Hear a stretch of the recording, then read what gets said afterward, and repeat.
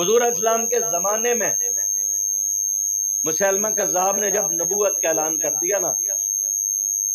اس نے کہا محمد صلی اللہ علیہ وسلم ادھر عرب کے علاقے میں آپ کی رسالت ہے، ادھر میری رسالت ہے، آپ جب تک زندہ ہیں آپ رسول ہیں، آپ کے وصال کے بعد میں رسول ہو جاؤں گا۔ وہ کذاب تھا، تو نبی پاک صلی اللہ علیہ وسلم نے اپنی ختم نبوت کی عزت اور دفاع کے لیے سرکار نے خط لکھا۔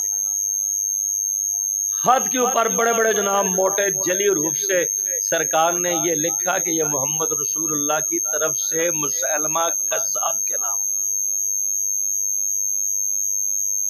اور خط لینے کے لیے جناب سرکار نے صحابہ میں یوں خط کھڑا کیا نا، میرے نبی پاک اسلام کسی کو بھی کہتے نا اٹھوئے کہ تو خط کہن جا تے ہر اختیار بیٹھے دا سا، لیکن سرکار دی محبت ہے نا، سرکار نے ہاتھ اتنا چاہ کے خط بلند کر کے فرمایا، وہ کڑا کھڑ سی اپنے آقا دا خط۔ بڑے بڑے لوگ بیٹھے تھے، ایک مدینہ منورہ کے غریب ترین صحابی حضرت حبیب بن زید انصاری، وہ دن بھر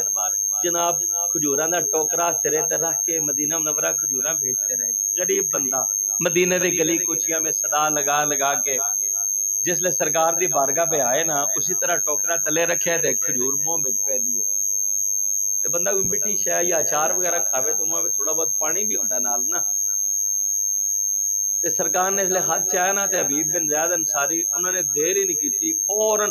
دو یا چاہ کھڑے ہو گئے، سرکار میں کھڑ سا تے جس لئے جواب دیتا نا، تے کھجور دے کچھ ذرے جڑے نا تھوک ملے، تلے کچھ صحابہ بیٹھے جیسے انہوں نے چہرے ہوتے ٹہ گئے۔ دیکھو نا کوئی بندہ روٹی کھاندا ہوئے نال سنا گل کردا ہوئے، کچھ جناب لقمے دسا تواڈے لباس تے ٹہ جلے برا تساں بھی لکھسی، یرا پہلے اساں مکا تے صحیح نہ اللہ دے بندیا پھر گل کری۔ تے کچھ صحابہ نے بھی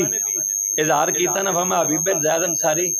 تساں بڑی جلدی ہے؟ انہوں نے فرمایا ہاں یار میں بڑی جلدی ہے کہ تساں میں جو کوئی اور اٹھ کے کھڑا نہ ہو جاوے۔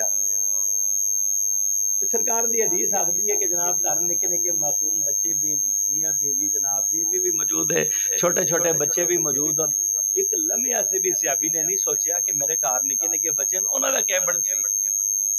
لیکن صحابی آج دسنا چاہتا نا کہ حضور دی ختم نبوت ہے سب کچھ قربان،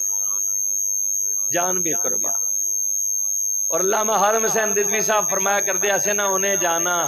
انہیں مانا نہ رکھا غیر سے کام، للہ الحمد میں دنیا سے مسلمان گیا۔